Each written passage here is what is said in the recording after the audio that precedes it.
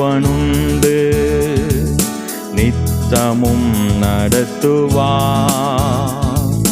நினைக்கும் தேவனுண்டு, நித்தமும் நடத்துவார். அவர் கோலும் தடியுமே என்னை தேற்றி நடத்துமே. அவர் கோலும் தடியுமே என்னை தேற்றி நடத்துமே. நினைக்கும் தேவனுண்டு, நித்தமும் நடத்துவார். மரண பாதையிலே நடந்த வேளையிலே, மரண பாதையிலே நடந்த வேளையிலே, ஜீவதேவன் ஜீவன் தந்தார் பாடி மகிழ்ந்திடுவே.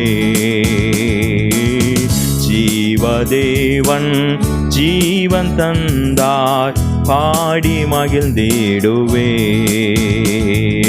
நினைக்கும் தேவனுண்டு, நித்தமும் நடத்துவார். ஊழிய பாதையிலே உடைந்த நேரத்திலே, ஊழிய பாதையிலே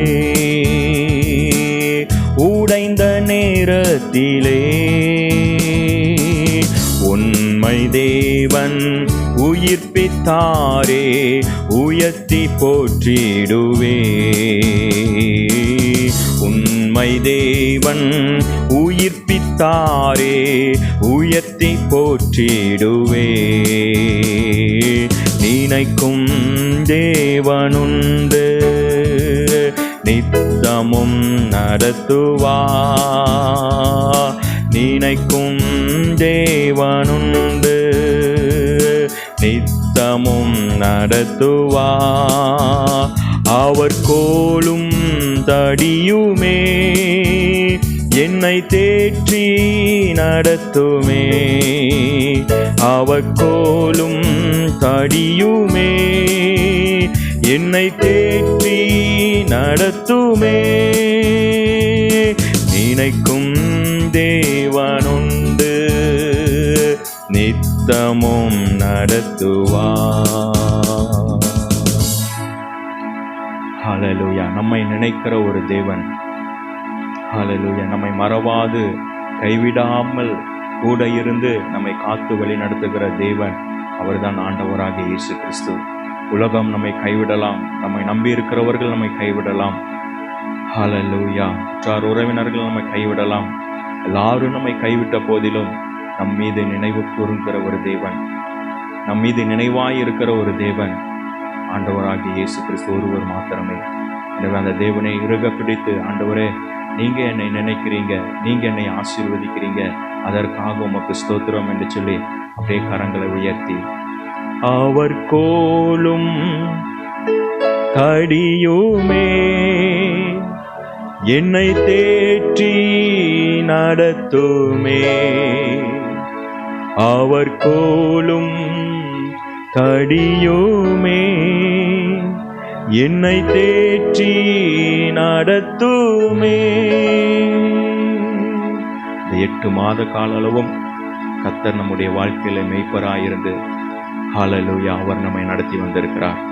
உள்ளத்தின் ஆழத்திலிருந்து, ஆண்டவரே நீங்க எங்களை நடத்தி இருக்கிறீங்க, எங்க குடும்பத்தை நடத்தி இருக்கிறீங்க, எங்க தனிப்பட்ட வாழ்க்கையை நடத்தி இருக்கிறீங்க, இனிமேலும் எங்களை நடத்துவீங்க, இனிமேலும் நீங்க நடத்த வல்லமில்ல ஒரு தெய்வனாய் இருக்கிறீங்க.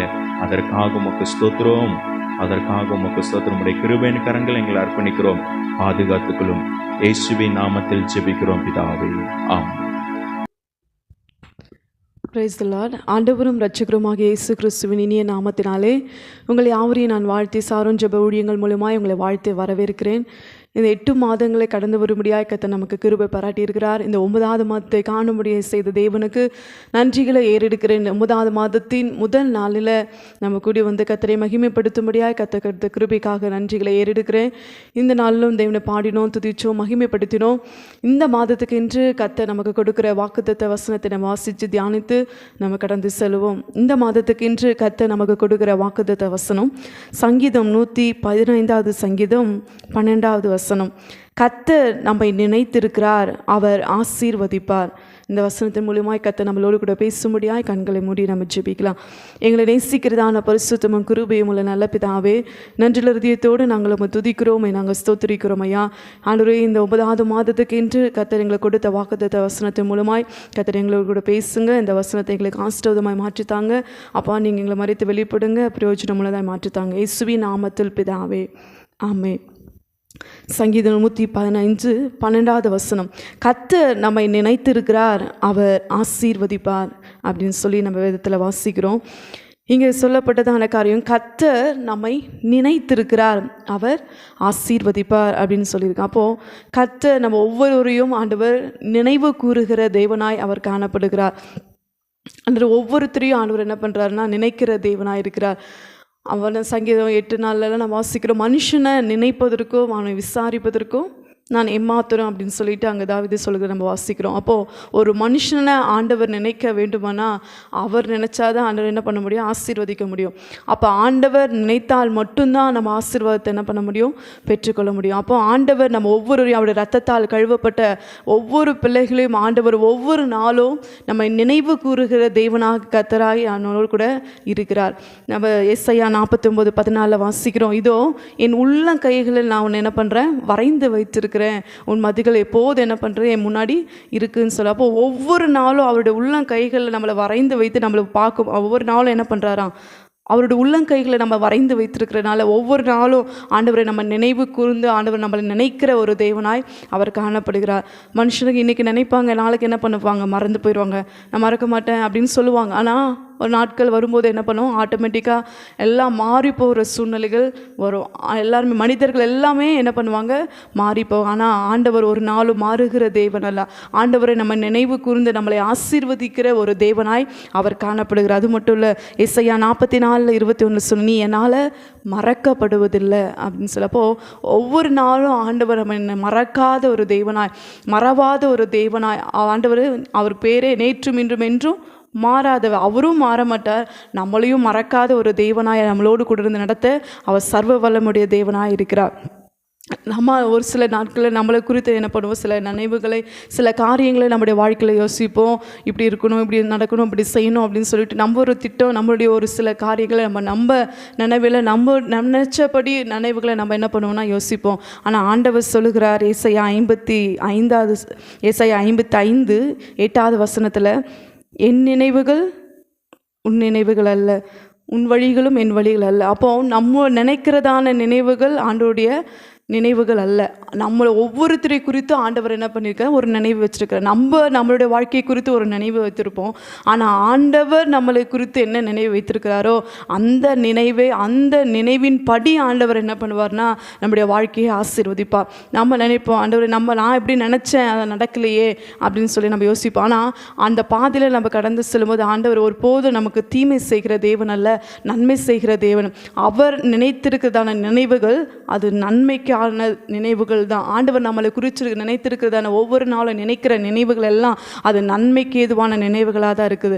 நம்ம ஒரு பாதையில் இப்படி செல்லணும், இப்படி இருக்கணும்னு நினச்சிருப்போம். ஆனால் ஆண்டவர் அதை காட்டிலும் மேலான ஒரு காரியத்தை நமக்காக ஆயத்தப்படுத்தினபடினால அந்த வழிகளில், அந்த பாதைகளிலே நம்ம நடத்தாமல் ஆண்டவர் விரும்புகிற அந்த பாதையிலே நம்ம நடத்துவார். ஆனால் அந்த நேரங்களில் நமக்கு சில நேரங்களில் கஷ்டமாக இருக்கும், நம்ம சோர்ந்து போகிற சூழ்நிலைகள் இருக்கும். ஆனால் ஆண்டவர் நடத்துகிற பாதையில் நம்ம பொறுமையோடு கூட கடந்து செல்லும்போது ஆண்டவர் நமக்காக வைத்திருக்கிற நன்மைகள் அது மேலானதாய் காணப்படும். அப்படியாய் அது ஏசாயா 55:9 சொல்லுது, உன் நினைவுகளை பார்க்கிலும் என் நினைவுகள் உயர்ந்து இருக்கிறது அப்படின்னு ஆண்டவர் சொல்கிறார்.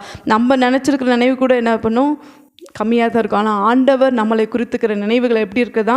உயர்ந்து இருக்கிறதா. அப்போது நம்ம ஒவ்வொருவரையும் ஆண்டவர் நம்ம ஒவ்வொருவரையும் குறித்து ஒரு நினைவுகளை ஆண்டவர் யோசனை கத்தர் வைத்திருக்கிறார். அப்போது நம்ம ஆண்டவர் வைத்திருக்கிற அந்த நினைவின்படியாய், அவர் நடத்துகிற அந்த பாதையின்படியாய் நம்ம நடக்கும்போது ஆண்டவர் நம்மளை குறித்திருக்கிற நினைவுகளின்படியே நம்ம என்ன பண்ணுவார்னா உயர்த்தி ஆசீர்வதிக்கிற தேவனாக இருக்கிறார். அதுதான் எரேமியா 29:11 வசனத்தில் வாசிக்கிறோம். நீங்கள் எதிர்பார்த்திருக்கிற முடிவை உங்களுக்கு நான் கொடுக்கும்படி உங்கள் பேரில் நினைத்திருக்கிற நினைவுகளையும் நான் என்ன பண்ணுவேன்? அறிவேன். அது தீமைக்கல்ல, நன்மைக்கு ஏதுவானவைகள் அப்படின்னு சொல்லி அங்கே சொல்கிறார். அப்போது ஆண்டவர் நம்ம குறித்து வச்சிருக்கிற நினைவுகளையும் அவர் என்ன பண்ணியிருக்காருன்னா அறிந்தவராய் அவர் காணப்படாகவே இந்த நாட்களில் நான் மறக்கப்பட்டிருக்கிறேனோ, என்னை யாரும் நினைக்கிறையே அப்படின்னு சொல்லி நீங்கள் கலங்க வேண்டாம். ஆண்டவர் நம்மை நினைவு கூறுகிறவாய், நம்மை மறக்காத தேவனாய் ஆண்டவர் நம்மளோடு கூட இருக்கிறார். இந்த மாதத்தில் கர்த்தருடைய கரத்தில் நம்முடைய வாழ்க்கையை என்ன பண்ணுவோம்? அர்ப்பணிப்போம். நீங்கள் சொந்து போயிருக்கீங்களா? ஆண்டவர் என்னை மறந்துட்டாரோ? சில நேரங்கள் ஆண்டவர் நமக்கு பதில் கொடுக்கலன்னு சொன்னோன்னு நம்ம நினைக்கும் போது ஆண்டவர் என்னை மறந்துட்டாரோன்னு சொல்லி நம்ம அநேக நேரங்களில் நம்ம நினைக்கிறோம். இல்லை, ஆண்டவர் நம்ம ஒரு நாள் மறக்கிற தேவன் அல்ல. அவரை நம்ம உள்ளங்கைகளில் என்ன பண்ணியிருக்கார்? நம்ம வரைந்து வைத்திருக்கிற தேவனாய் அவர் காண. உதாரணமாக யோசேப்புடைய சம்பவத்தை நம்ம வேதத்தில் எடுத்துட்டோன்னா, அவர் சகோதரர்களால்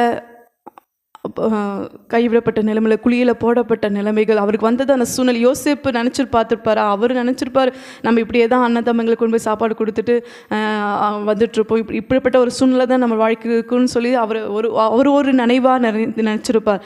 ஆனால் ஆண்டவர் யோசேப்பு குறித்து வைத்திருக்கிற நினைவு அது பெரிதானவைகளாக இருந்துச்சு. எப்படி வசனம் சொல்லிச்சோ, உன் நினைவுகளை காட்டு, என் நினைவுகள் உயர்ந்து இருக்குதுன்னு சொன்ன வேத வசனத்தின்படி யோசேப்பு ஒரு உதாரணமாக அவர் இருக்கிறார்.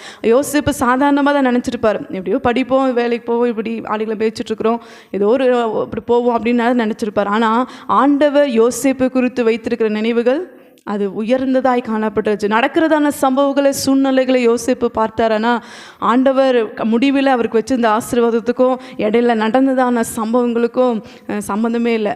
அவர் அந்த சூழ்நிலையை பார்த்துருப்பாரானா அந்த உயர்வுக்கும் இதுக்கும் சம்மந்தமே இல்லை. ஆனால் ஆண்டவர் அந்த நடத்தின அந்த பாதைகளெல்லாம் யோசேப்பு என்ன பண்ணார்னா பொறுமையோடு கூட அவர் கடந்து வந்தார். சகோதரால் கைவிடப்பட்ட சூழ்நிலைகள், குழியில் போடப்பட்ட சூழ்நிலைகள், பார்வன் இடத்துல, அந்த போத்திபார் வீட்டில் விற்கப்பட்ட இஸ்மவேல் இடத்துல விற்கப்படுறதான சூழ்நிலைகள், அந்த இடத்திலும் பொறுமையாக, சிறைச்சாலைக்கு போக வேண்டிய சூழ்நிலைகள், அந்த இடத்திலும் பொறுமையாக இருந்தார். எல்லாத்திலும் பொறுமையோடு கூட காத்திருந்தார். ஆண்டவர் நான் என்னை குறித்து வைத்திருக்கிற நினைவை நிறைவேற்றுவார் என்று அவர் சொன்னதான வாக்குத்தத்த வசனத்தை நம்பி, கர்த்தரை நம்பி அவர் இருந்தபடினால கர்த்தர் யோசேப்பை குறித்து என்ன சித்த வச்சாரோ அந்த சித்தத்தை அவருடைய வாழ்க்கையில் நிறைவேற்றினார். எகிப்துக்கே ஒரு அதிபதியாய் அவர் ஆண்டவர் மாற்றி உயர்த்தி ஆசீர்வதித்தார். சகோதரர்கள் என்ன பண்ணாங்க? அவருக்கு தீமை செய்ய நினைத்தார்கள். அதுதான் ஆதியாகமம் 50வது அதிகாரம் 20வது வசனத்தில் வாசிக்கிறோம். நீங்கள் எனக்கு தீமை செய்ய நினைத்தீர்கள், தேவனோ அதை நன்மையாய் முடிய பண்ணினார்னு சொல்லி நம்ம வேதத்தில் வாசிக்கிறோம். அப்போது சகோதரர்கள் நினச்சாங்க யோசேப்புக்கு தீமை செய்யணும்னு சொல்லிட்டு, ஆண்டவர் நினைச்சாரு யோசேப்பை நான் ஆசீர்வதிச்சு நான் உயர்த்தணும்னு சொல்லி அந்த சாதாரணமாக உயர்த்தலை, எகிப்துக்கே அதிபதியாய் ஆண்டவர் யோசேப்பை உயர்த்தி ஆசீர்வதிச்சார். இன்றைக்கு இதை பார்த்து கொண்டிருக்கிற கேட்டுக்கொண்டிருக்கிற யாவரும் தேவனுடைய பிள்ளைகள் யாவருக்கும் நான் சொல்லுகிற காரியம், நம்முடைய காரியங்கள், நம்ம சூழ்நிலைகளை பார்க்கும்போது, நம்ம கைவிடப்பட்ட சூழ்நிலை, எல்லாரால மறக்கப்பட்ட ஒரு சூழ்நிலைகளை காணப்படுறீங்களா? கவலைப்படாதீங்க. ஆண்டவர் நம்மை நாளில் கொடுத்த வாக்குத்தத்த வசனத்தின்படி கர்த்தர் நம்மை நினைத்திருக்கிறார். நம்ம ஒவ்வொருவரையும் இந்த மாதத்தில் ஆசீர்வதிச்சு நம்ம ஆண்டவர் வழி நடத்த போகிறார்.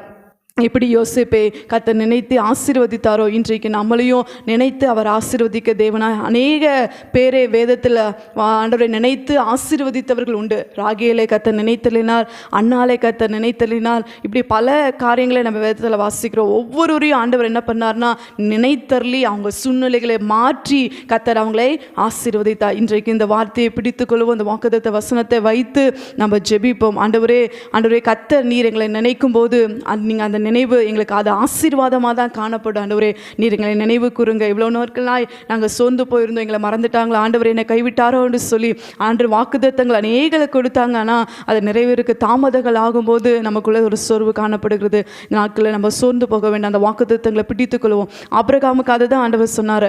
ஆதியாகமம் 12:1-2 வாசிக்கும் போது, நான் காண்பிக்கும் தேசத்துக்கு என்ன பண்ண, நீ புறப்பட்டு போ, நான் உன்னை ஆசீர்வதிப்பேன், உன் பேரை நான் பெருமைப்படுத்துவேன்னு சொல்லி ஆபிரகாமுக்கு ஆண்டவர் சொன்னார். சொன்னார். ஆனால் ஆபிரகாமுக்கு கொடுத்த வாக்குத்தத்த வசனம் நிறைவேறுவதற்கு 25 ஆண்டுகள் காணப்பட்டது. ஆனால் அந்த 25 ஆண்டுகளும் கர்த்தர் நடத்தின பாதைகளை அவருடைய சத்தத்துக்கு கீழ்ப்படிந்து சொல்லுக்கு கீழ்ப்படிந்து நடந்தபடினால, அந்த வாக்குத்தத்த வசனத்தை விசுவாசித்தபடினால கர்த்தர் அன்று இந்த 25 வருஷங்கள் கடிந்தாலும் அவர் சொன்ன வாக்குத்தத்தத்தை நிறைவேற்றி ஆபிரகாமை ஆசீர்வதித்த அதே கர்த்தர் இன்றைக்கு உங்களுக்கு அநேக காரியங்கள், அநேக சூழ்நிலைகள் ஆண்டவர் வாக்குத்தத்தங்களை கொடுத்து அதெல்லாம் இன்னும் நிறைவேறலைன்னு சொல்லி நீங்கள் சோர்ந்து போகாதபடி அந்த வாக்குத்தத்தங்களை வைத்து தேவ சமூகத்தில் நம்ம ஜெபிப்போம். எனக்கு எப்படி அண்ணாலை நினைத்தள்ளி ஆசீர்வதிச்சிங்களோ, ராகேலை நினைத்தள்ளி ஆசீர்வதிச்சிங்களோ ஆண்டவரே, யோசேப்பை நீங்கள் ஆசீர்வதிச்சிங்க, ஆபிரகாமை ஆசீர்வதித்த அதே கர்த்தர் இந்த மாதத்தில் எங்களையும் நினைத்தள்ளி எங்களை ஆசீர்வதிச்சு இந்த மாதத்தை எங்களுக்கு ஆசீர்வாதமாய் மாற்றித்தாங்க, எங்களை நினைத்தருளுங்க ஆண்டவரே என்று சொல்லி நம்ம கண்களை மூடி தேவ சமூகத்தில்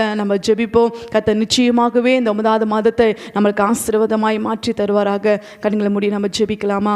எங்களை நேசிக்கிறதான பரிசுத்தமும் கிருபையும் உள்ள நல்ல பிதாவே, நன்றியுள்ள இருதயத்தோடு நாங்கள் நம்ம துதிக்கிறோம், நாங்கள் ஸ்தோத்திரிக்கிறோயா. இந்த 9வது மாதத்துக்கு என்று கர்த்தர் கொடுத்த வாக்குத்தத்த வசனத்தின்படியே கர்த்தர் நம்மை நினைத்திருக்கிறார், அவர் ஆசீர்வதிப்பார் என்ற வேத வார்த்தையின்படியே ஆண்டவரே இந்த மாதத்தை இந்த சப்பாமுக்கு ஸ்தோத்திரம். உங்கள் பிள்ளைகளை கர்த்தர் நினைத்தருள்வீராக ஆண்டவரே. அநேக காரியத்துக்காக காத்திருந்து சோர்ந்து போன உங்கள் பிள்ளைகளை நினைத்தருளுங்க. மனிதரால் அப்போ மறக்கப்பட்ட நிலைமையில காணப்படுற உங்கள் பிள்ளைகளை கர்த்தர் தயவாய் நினைவு கூர்ந்து அப்பா நீங்கள் ஆசீர்வதிக்கும்படியாக ஜெபிக்கிறையா ஆண்டவரே. உங்கள் பிள்ளைகள் நினைத்திருக்கிற நினைவுகளை காட்டிலும் உங்கள் நினைவுகள் அது உயர்ந்ததாக இருக்கிறதே, அப்படி ஒவ்வொரு பிள்ளைகளை குறித்து நீங்கள் வைத்திருக்கிற அந்த நினைவுகளை இந்த மாதத்தில் கர்த்தர் நிறைவேற்றி உங்கள் பிள்ளைகளை உயர்த்தி நீங்கள் ஆசீர்வதிக்கும்படியாக நாங்கள் ஜெபித்து நாங்கள் ஒப்பு கொடுக்குறோம். அவங்க வாக்குத்தத்த வசனத்தை பிடித்து கொண்டு இந்த மாதத்தில் ஜெபித்து ஜெயத்தை காண கர்த்தர் ஒவ்வொரு பிள்ளைகளுக்கு இதை பார்த்து கேட்டுக்கொண்டிருக்கிற எல்லா தேவ ஜனங்களுக்கும் தேவ பிள்ளைகளுக்கும் இந்த மாதத்தை ஆசீர்வதித்து கொடுங்கன்னு சொல்லி நாங்கள் ஜெபித்து உங்கள் கரத்தில் ஒப்பு கொடுக்குறோம். கர்த்தர் பொறுப்படுத்திக்கொள்ளுங்க, பெரிய காரியங்களை செய்யுங்க. எல்லாம் துதி கன மகிமை ஒருவருக்கே நாங்கள் செலுத்துகிறோம். இயேசுவின் நாமத்தில் ஜெபிக்கிறோம் நல்ல பிதாவே, ஆமென்.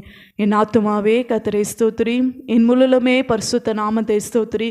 என் ஆத்துமாவே கர்த்தரை ஸ்தோத்திரி, அவர் செய்த சகல உபகாரங்களை மறவாதே. ஆமென்.